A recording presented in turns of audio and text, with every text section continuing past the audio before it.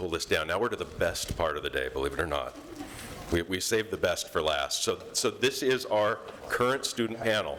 So please join me in welcoming our 5 current students. Elise Overgaard from Biomolecular Sciences, Kevin Vallejo from Material Science and Engineering, Kim Couch from Political Science, Sam Pence from Kobe from the Business Administration, and Nic Hunt from Kinesiology. Wonderful. Thank you all for being here. So let's start off. You have your mics. We got the 2 mics. So the first thing I'm going to start off with is something similar to what I asked the tables as an icebreaker. What's your favorite thing about Boise State? And specifically, if there's something secret that you absolutely love about Boise that they should know, since you're Boise residents.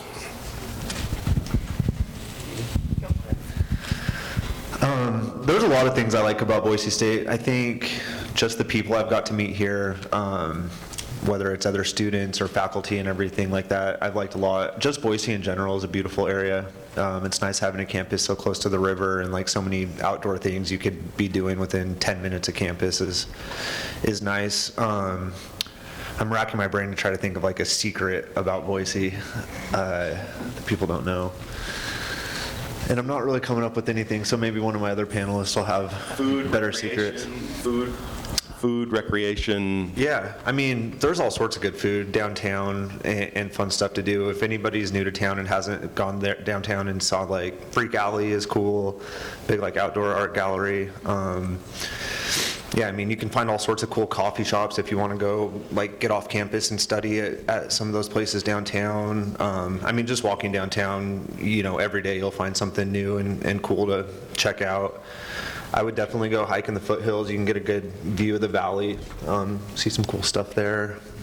Go up to Lucky Peak. I don't know. There's lots of cool stuff to do in Boise. I think that you could spend the next 2 years or however long you're in grad school finding something new to do every day in Boise. So, yeah, I'll let somebody else talk. Anybody? I've been at Boise State for a really long time, and my favorite thing about Boise State is the rec. It's really nice. I've been to some other, gyms around town, and it's like that one just has a lot better services and really clean and really amazing rock wall and stuff. As far as like secret things in Boise, my favorite place to eat is Tango's, the empanadas. They're on Orchard, I think. And my favorite secret thing is actually something that I found because of the weirdest class I ever took. It was like a history of Boise class. It was just a really weird half summer class. And they took us to Cleo's Ferry, which is just the weirdest place I've ever been in my life. Because it's just a bunch of, like, someone gave someone a sign maker and they just went nuts. And also there's a bunch of statues that were, like, donated that you can, like, sit with a president. I don't know, it's just the weirdest place, and definitely recommend looking it up. Locals call it Walter's Ferry, but if you're Googling it, call it Cleo's Ferry. Thank you. I can go for my favorite thing about Boise State is the people that it attracts here. If you're a nerd like me, it's really cool that we have an atomic force microscope on campus.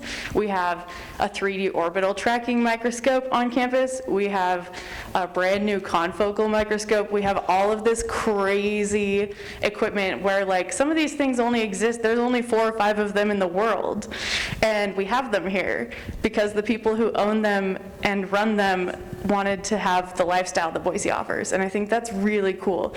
So there are really interesting faculty doing really interesting things here because they were attracted here because of the lifestyle, and they're really cool to talk to. So go talk to people, faculty that work here.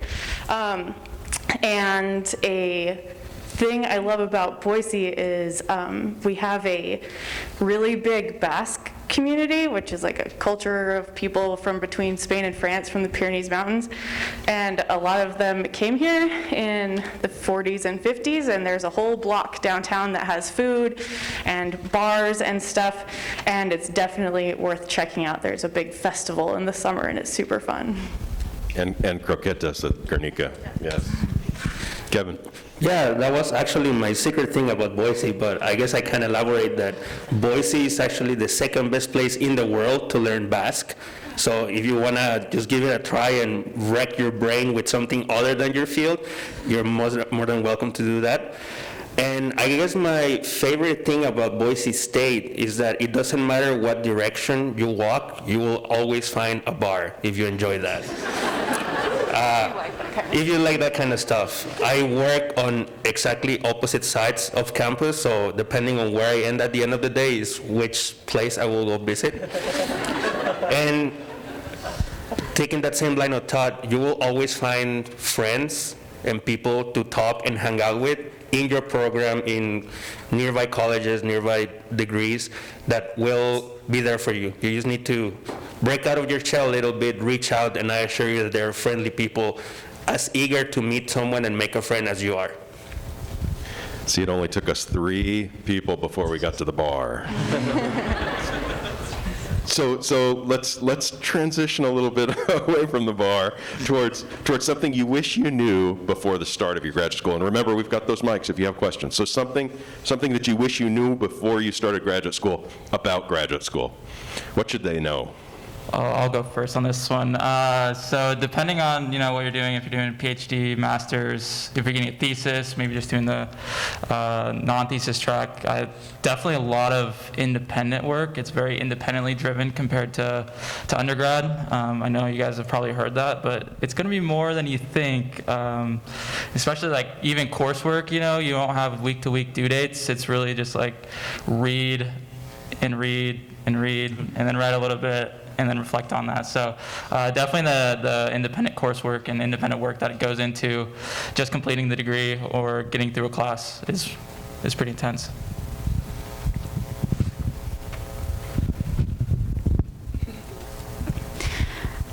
On the note of reading, one of the most important things about reading is you don't actually need to read every word. This is something that I'm not just saying because I'm being lazy. I'm saying because this is something that a lot of my professors have talked to me about, is when you try to read every word, you're going to fail a lot of the time.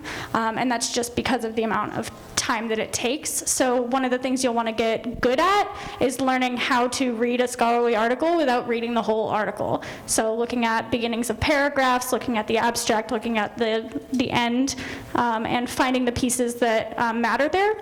If you do want to try to read the whole thing, something that I really wish I had known going in is there's an app called Speechify that you can put any PDF into and it will read it to you. And that is so helpful.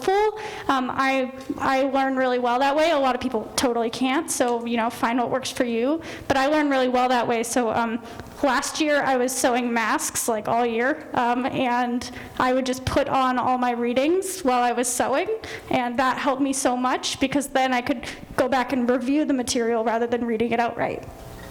Do you get to pick who reads it to you, the voice? You can change the voice, yes. And also, if it tells you you have to pay, it is lying to you. You can just ignore all of those. Thank you. I guess one thing I wish I knew before I started was that my life was going to be very different as I progressed through my degree, but not necessarily in a bad or good way. It's just a different feeling of who you are. I feel the strongest in the relationship that I have with my advisor. When I started, I felt that he was a professor and I was just a lowly, humble person that knew nothing. And while I still feel like that, I feel like he is now considering more of a colleague rather than a student. And that feeling is really something that I wish I knew was going to happen. That way I will be more confident in my studies. But I'm there now. Hopefully I stay like that, and I'm sure it'll happen to you as well. I have like a very concrete skill thing that I wish I knew before coming to grad school, which is if you're in science, you have the option 2022 of using online resources for your lab notebooks. And my lab notebook, I started out writing by hand, and now I have to write by hand and also put everything online, and it's like really hard to transition off of that. And it sounds like a silly thing, but I started doing it for the first 2 years by hand, and now I can't not do it by hand, and it's like double the work every time. So if you're in science and you have to keep a lab notebook, figure out what you're going to do before you actually start your research. Yeah, I mean, I think before I started grad school, you know, the one thing I wish I would have known is just maybe how much different it is than undergrad. I think that you're just almost looked at differently when you're in grad school than you are in undergrad. A lot of times you feel a lot less like, whoever else said before, you feel a lot less like a student and more as a colleague, and a lot of times, because, you know, grad school is one of those things that you really have to want to do to come do it. And so, you know, teachers don't feel the need to have to motivate you or have to, you know, like Nick said, give you hard deadlines and that kind of thing. I mean, they expect you to want to be here and to want to learn the information. And I think that that's just kind of a big jump from undergrad is you're just looked at as more of a professional and more of, you know, someone that's on a more level playing field with a lot of the advisors and professors, and they know that you're going to be successful in your field since you're here and putting the work in. And I think that it just makes for a lot different experience from undergrad as you jump into grad school. So, Thank you very much. All right, remember to use the mics. So, maintaining a healthy school life balance. What's your advice for them on how you maintain a crazy schedule that actually has you living a life in addition to being a student? I can start on that. I renovated a house while I was in grad school, so that sucked. I would not recommend it. But to do that, I had to be really, really, really good at managing my time between school and what I was doing outside of school, and it was really hard. But the best advice I've gotten, or the best advice I got while I was trying to figure out how to do it all, was sometimes you just have to prioritize your research and know that it's going to be awful, and know that you're going to have a 70-hour week where you're here for 14 hours every day for multiple days in a row. And then sometimes you're going to have downtimes, and it's okay to like not do things on the downtime days. And that's like a really hard thing. That was a hard thing for me because I've always been like, I need to be doing something, I need to be making progress, whatever. But to get comfortable with, on the slow times, being okay with taking it easy and like going to the bars, to get back on the bar note or whatever, to like actually let yourself completely relax and let go of some things. You don't have to be on 100% of the time. So that, and then like time management, as much as you can schedule your time, like treat it like a job, treat it like you're gonna be here from a certain time to a certain time, and then when you go home, turn it off, like pull the plug. All right, let's just pause for 1 second. We're going to come back to school life balance. We have a question at the mic. You have to introduce yourself and the program that you're starting, and then you can ask the question. Okay, hi, my name is Angela, and I'm doing a master's in geoscience, and my project is focused on remote sensing. My question, so I think it was Elise that was talking about some of the cool research that's going on here. And I know I'll get emails about seminars that are happening in the geoscience department, but I was wondering how, like, the best way to keep up with seminars and talks that are going on in other departments so that I can hear about that cool research. That's a great question, and that's amazing to keep informed with other departments. I know my department, material science, has a calendar on its webpage, so you can see, I believe, the whole next year of seminars already scheduled. So I know we post them there. I know they post it on their Instagram page, and I know that sometimes they post it on LinkedIn as well. I don't know if anybody wants to share their department. Yeah, we have a website for the BMOL program too, and they post the seminars that are coming each week.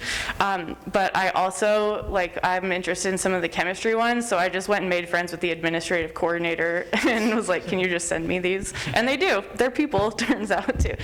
So yeah, you make friends with the people who know what's coming around. And just like Kevin said, social media is like almost your best tool for that. Every department I've been in or talked to, any important events or conferences or anything they have coming up, they post all that stuff on their own Facebook or Instagram or LinkedIn pages. So Great question, and I think it's a testament to interdisciplinary programming. The computing program on campus has 10 different departments that participate in the computing curriculum. So we're not, this idea of the silo, it doesn't exist anymore, and every day new opportunities are becoming available to be informed. I know geosciences, as you mentioned, has a friends of. I get emails every week of the things that are going on in geosciences, but that's also true in biology, being a friend of biology, being a friend of biomolecular sciences, et cetera. So a lot of opportunities, but that's a really good question. Thank you. All right. Let's turn back to maintaining the healthy school life balance. Recommendations, advice. I'm kind of known as someone who collects hobbies, so the balance is something that I've worked on a lot and failed at a lot. One of the things that is, I think, the most important skill is understanding your actual capabilities, not your this is who I want to be.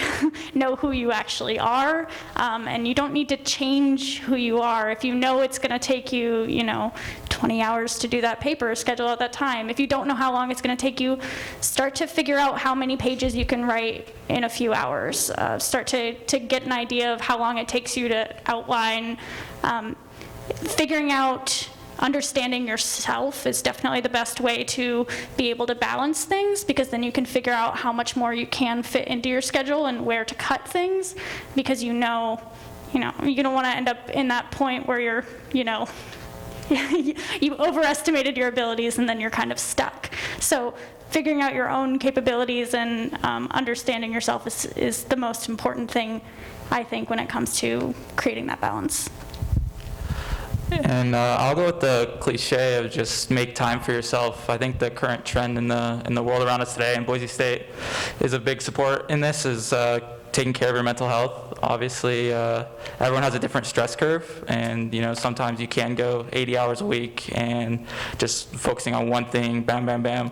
But other times, maybe you need to go home early and just go sit and veg on your couch, or make times with your social connections. Like my lab mates, we're all super close. We have a lot of things in common outside of the lab, so we'll spend times during the week where we just don't talk about the lab or the work that we're doing, and we'll just strictly talk about soccer or kind of what's going on in the world around us. We go out together, we hang out and stuff. And so using your peers and making time for yourself, and that leads to, I never got to share my Boise gem, even though I've been here for 5 years. I'd say you definitely got to float the river before summer ends, if it's not too smoky for you. And then going on the bar theme, definitely take a trip on the bike bar downtown. I think it's a great way to be social, and you can play your own music, and you get to see all of downtown while kind of forgetting the stresses of school and work and everything like that. So take care of yourself, take care of your mental, and connect with people around you that will support that. And I have a very specific piece of advice on how I've been able to do decently well in undergrad and graduate school, while a lot of the time still working full time and everything.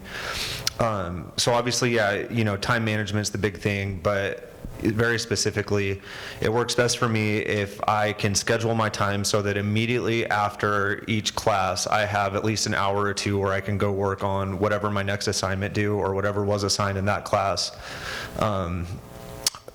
Right when it's fresh on your brain, right when you're already kind of in the mode of being in class and learning the stuff and listening to your professors or whatever, and then you're not stressing about getting it done right before the next class, or even if you take that break and then you try to get your brain going again back into school mode and you're like, okay, now I'm going to work on that assignment. For me, it's just so much easier if I can go to class, learn the material, go do the assignment immediately afterwards, and then it kind of works twofold, because you're working ahead, you've got the stuff that you just learned done, it's fresh on your brain, and then you almost feel a lot better about yourself too, because when everyone else is stressing to get assignments done the morning before class or the night before class or whatever, and you don't have to do that, I think that just allows you to go into the next class fresher, less stressed, and I think over the long run of your graduate program, it ends up providing just a lot more healthy kind of outlook on it, and just process of going about doing your assignments and your homework.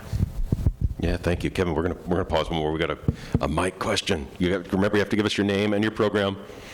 I'm Maddie. I'm getting my master's in social work, and I was wondering what was the hardest transition from undergrad to graduate school, school-wise, personal life, anything? I think for me, it was the amount of, I want to say the amount of work, but at the same time, it's a lot more interesting work because every single class you take is centered around what you signed up for. You know, you don't have to do a lot of the other stuff that you have to do as prerequisites to get into the stuff that you really want to study. So I would say the amount of work, and then, you know, just kind of the amount of responsibility, or just how much you have to be kind of self-driven to do the work and to do it properly. And I think a really big thing too is in grad school especially, it's a lot more about, like, you want to get good grades obviously, but it's a lot more about retaining the information, because everything that they give you is something, not to say that it's not the case in undergrad, but it's just a lot more so in graduate. Everything you learn is something you're going to apply, and it's going to end up making you money or making you more successful in your job. So I think that, you know, having to spend a lot more time really understanding the information, not just because you want to get an A in your class, but understanding it because you want to be successful in your field, I think puts a little more pressure and also just a little more responsibility on your plate, as far as really making sure that that last paragraph you read makes sense, and you don't have to, you're not going on without understanding what it said, because it's actually going to benefit you. Yeah, I think that for me, the biggest change was the social dynamics of what to expect once I went into school. During undergrad, I will go there and I will see my friends, my colleagues during class, and then I will go out and see the people from the outside. But in here, I am actually going to see my coworkers, my colleagues, and my fellow students who are like all the same people. So it's like a more compact social network that you are like living in. And at the same time, these are the people that are just as busy as you are. So it's not that you're gonna have to feel bad because, oh, I can't hang out today because I have homework, because everybody has homework, or everybody has an experiment running. So I feel like that was the biggest change from going, just going to school to actually joining grad school and working as a researcher. I think for me, it might be a little different than some of the more science-y focus than mine's social sciences. For us, most of our classes are set up very similarly, where you have readings and discussions, reading and discussion, and then just a couple papers throughout. And so the biggest transition for me was going from undergrad classes where I didn't necessarily have to focus as much on the readings because there were assignments that would back up what we were learning in class, whereas for the classes I was doing, you know, for my master's and now my PhD course, it's the readings are the thing. And so previously I would have, in undergrad, I think I would just have readings as my to-do item for the week.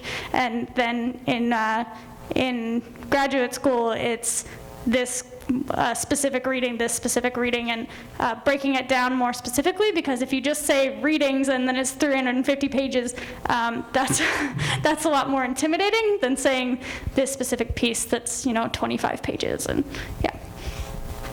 Excellent. We got a couple more questions in the back. We're gonna go over here, and then I'll Can be I over to jump you. in really fast? Yeah, I just have go one for more it. thing on this topic. Yeah, go. Because I have, I'm suspecting that not every single person in here is coming straight from undergrad to grad school too. And that was, I don't even remember undergrad. It was so long ago. And I worked for 10 years before I came back to grad school. So for anybody out there who's in that same situation, a really good piece of advice that I wish I'd gotten would be, I worked for 10 years. I have a partner. I have a life built, sort of. And coming back to grad school is very, not selfish at all, but it's it just has to be all consuming. And that's really hard when you already have boundaries with families and friends and stuff set. And so I had to restructure completely all of my relationships. And having those conversations earlier on would have made that transition a lot easier. So I know you don't know until you're in it, time commitments and stuff like that, but just even opening up a conversation with a partner is like just knowing that your time is going to be more spoken for and your brain is going to be more spoken for is a conversation I wish I would have had earlier on. Like my partner and I, he used to drop me off here at school and then come pick me up in the afternoon, like cute little, give me my rides, and he'd be like, what time do you want picked up? And I'd tell him, and then it'd be like, oh, I need another half hour. I need another half hour. Okay, I need 2 more hours. And like eventually he stopped coming to pick me up. And, but there's just, and you don't know that stuff until you start doing it, but really, really having a conversation, like the first week of school, you're gonna get slammed and you're gonna know. So just having that kind of conversation with people who are depending on you early on would be very important. That was the hard transition for me. I'll also add, I'm coming straight out of undergrad, so I got my undergrad in May 2020, so I just 1 year removed. And I'll say, being a realist in these times, obviously, it's really hard to make new friends and make friends compared to undergrad. When undergrad, you know, everyone's super young and wants to go out and hang out all the time, and if you live on campus, it's really easy. But especially in times during COVID, it's very difficult to physically meet with people and make new friends and establish new connections. So I'd say try your best to like overcome, you know, whatever stresses and whatnot to go outside of your coursework, and even the people that are like in your immediate circle, like Kevin was saying, like your advisor, your students, if you have like undergrads that work with you or in your lab or whatever, and then your peers around you that are doing the coursework with you, do your best to deepen those relationships and have a conscious relationship with them, and then that can ultimately hopefully lead to, you know, connections outside of just school, so that way you can remove yourself from school 24/7. But yeah, that's what. Thank you very much. All right, back at the mic. Question. Yeah. So my name's Thomas Pitts. I'm in the Master's in Counseling program. And so in this presentation, I've heard a lot of people talk about stress, how to deal with stress, how to make those so it's not a problem. I'm someone who loves stress. I thrive in stress because when I have deadlines, it makes me do work. So in contrast, I wanted to ask all of you, when I find a challenge instead is when I get past those deadlines and when I hit a low and I don't find motivation to do things. So I wanted to ask, what have each of you done? What are maybe some times where you found yourself not having motivation to do something that's academic, not maybe feeling motivation to do something that's not academic, and what have you done to move past that during those times? Literally go to counseling to the people who came out of your program. In addition to that, I can contribute that thriving off stress burns you out. It is my personal experience that after 2 years trying to just ride the stress train all the way to graduation, ended up with me being very not motivated to continue working. And when I hit those kind of spots, I take refuge in knowing that I am allowed to take a period of rest. I know that my nature by itself of being curious will make me wonder, maybe I should go back and try this other thing, but it'll like come naturally. So a very well planned 3-day weekend where you can actually rest usually helps a lot. Hanging out with friends, me personally, I have 2 guinea pigs. I just let them run all over me. That takes care of a lot of the stress. But yeah, just find out what helps you get rested, and hopefully that'll naturally put you back on track. I have a kind of different answer because I'm totally just like that. Like I said, I collect hobbies. So when I'm not feeling the pressure on the things that I need to be doing, I'll get a new hobby. And so I will create another area that will take a little bit of my time, and that in its own way will then I've limited my time more, and then it refocuses me. I don't know if that is anything like other people. Like you said, you'd burn out if you thrive on stress, but I don't know. I just need it. So I just create different stressors that are unrelated. This past year, I acquired 7 aquariums to do that. So yeah, it's just finding other ways to get that, if that's the way that you thrive, is totally okay, as long as you do eventually get back and refocus.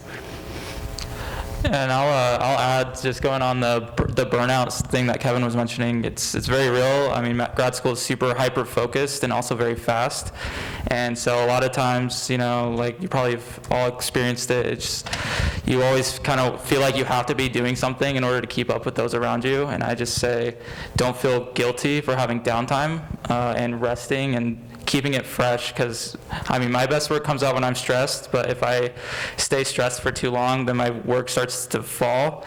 And so keeping it fresh and trying to make sure you enjoy that rest and go float the river, go take your mind off things will definitely keep you doing your best work and keep you from burning out, because it is very hyper focused and you want to make sure you're doing other things. Or if you can't stop and you can't rest, then just maybe do something else. Like if you're collecting data, maybe do some more processing, and then maybe play with like a little bit of stats, do something a little bit different to kind of mix it up to keep it fresh. So.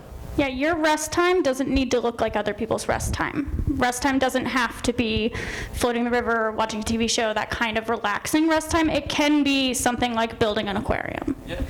Like it can be something that is kind of work, if that's how you thrive. Yeah. Thank you all. Let's go back here to this mic.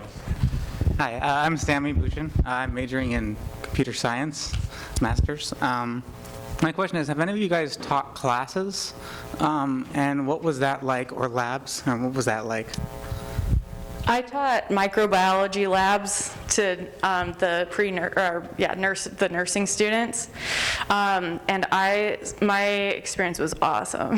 But I was also teaching microbiology during a pandemic, so people cared for the first time ever. And I don't know what like other people teach, but I have never taught before, so the first day I was like pooping my pants. I was like, they're all gonna hate me. And they didn't say anything mean, so if you're worried about that, they won't say it to your face. They'll say it in the things at the end of the semester. And that first day was like really hard for me, and then after that it was fun. I didn't have to do a lot of the preparation. I know some people who teach have to do like a lot of quiz writing and like actually preparing the materials. I got really lucky in micro. I didn't have to do that so much, but I did have to actually teach more than other people do. So I think it varies all along the thing, you know, depending on what you're teaching. But it was super fun, and I taught like juniors and seniors mostly. So most of them either didn't care at all because they wanted to graduate and they had to take this class, or they really cared a lot. And I think it depends on what kind of classes you get, and just find the people who make it fun is my advice. The people who talk during class, and they won't be that mean. Yeah, actually, I'm going to use this opportunity to plug in one of the other services that Boise State offers. They have graduate certificates that are a part of the curriculum. And me doing my PhD in material science, there was a time during which my project was a little slow, and I was offered to participate in this certificate. So what they do is they expect you to learn how to teach without throwing you into the lions, just like that. So what they do is you have to take, I believe, 3 or 4 classes where they actually teach you how to prepare an exam, how to prepare a course, how to interact with students, how to create that growth mindset for yourself and how to instill it into your students. And then they teach you how to actually teach the class. And then your final exam is to actually teach a course, a full course where you prepare everything, all the assignments. You get feedback, you're part of the faculty. You don't get paid as faculty, sadly, but you get the experience that you can put on your CV. And I think it's a really great experience. I am much more confident now in going and applying for professional faculty jobs and saying, no, I've actually taught and I've actually prepared a course and I can prepare one now. So that's another option that Boise State offers to everybody that has a degree already. Excellent, thank you, Kevin. So we're running out of time here. We got a chance for one more question, and we're going to keep our responses really short. So you've got the mic. Hey, thanks to students for participating in this and the grad school for putting it together. I'm starting a EDD program in educational technology, and that program is 100% asynchronous and online. And as a digital immigrant, that's a little bit anxious for me. However, I'm up for the challenge, but I'm curious if any of you guys have any experience because of COVID or any other reason in virtual classes and or asynchronous courses. And if you don't, that's okay, but any advice or tips or anything to say about that topic? Yeah, as an MBA student last year, all but 2 of my classes were either asynchronous or just completely online.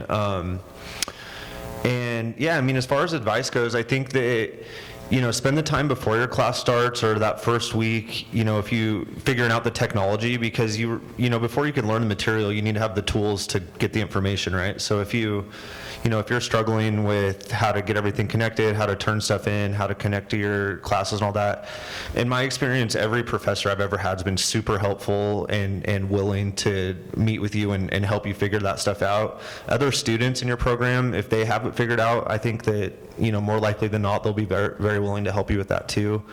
But yeah, I mean, my best piece of advice would just put the time in up front to learn the tools first. And I think that you'll find that you pick up on that stuff a lot quicker than you think you're going to, because the university does a really good job of whether you have to learn online or whether you have to do part-time in person, part-time online, they do a really good job of making sure you have all the tools you need to do that effectively and give you a very similar experience to taking in-person classes. So yeah, I mean, that would be my best advice. OIT or just any of the the tech help departments that are really good with that stuff too, and within an hour I think they could get you all set up with everything you need, and between them and utilizing the professors and other students, I think that just making sure that first week that you know what you're doing, then the rest of the semester will go a lot better for you. Thanks, guys. One of the things that I always do at the start of a semester is the first week when you don't have as much to do in general, when it's syllabus times and you're still getting the hang of things, I will always take my syllabus and go week by week and put it into my to-do list app for the whole semester with deadlines. The app that I use is called Trello, but there's tons of them. Lots of people do Google Calendar and stuff. So just adding all of those specific items, that's just like the thing I do for syllabus week, and that really helps me because as things change, I can see those changes really easily, and it also helps me, look further ahead. And with asynchronous classes, that was especially helpful because you don't always have someone reminding you that thing's due that day because you saw them a few days before or something like that, or a week before or whatever. So that was something that I always find helpful. Yeah, if it's Zoom or like Canvas questions or something like that too, I mean, YouTube is like the best teacher you have too. I mean, YouTube can show you almost any problems you're having they can help you with, so. Excellent. Well, if you all wouldn't mind joining me with a round of applause for our student panel. Thank you guys so much. You did a great job. Can I plug the Graduate Student Success Center for you? Do on your way out. Yeah. Because for real, that was like the best thing. I never used any resources as an undergrad, and when I came here, I was like, I should do that. And seriously, I know you're like overwhelmed with information and everything today, but the 3-minute thesis and all of the writing workshops and stuff are so helpful. And all of the people at the Graduate Student Success Center, all of their programs, like just do everything you can. Because worst case scenario, it's somebody being like abstract workshop. I think I know how to write an abstract, but then you show up and you're like, I have no idea how to write an abstract, and it's somebody who makes you do it and helps you think through everything, and it's super good and do all the things that they offer. Are any of you MBA students or MBA? Got a few? Nice. The only piece of advice I was going to give you guys is our career advising center is absolutely amazing. They'll help you they have so many connections in the area. They'll help you get job interviews. They'll get your resume set up. They'll do mock interviews with you. And so developing relationships with Brandon and with Laura and a couple of the people in our advising department for the MBA program, absolutely amazing. I've got job offers just from developing relationships with those people because the people they know. So just a little piece of advice for you guys. Thank you, thank you, thank you.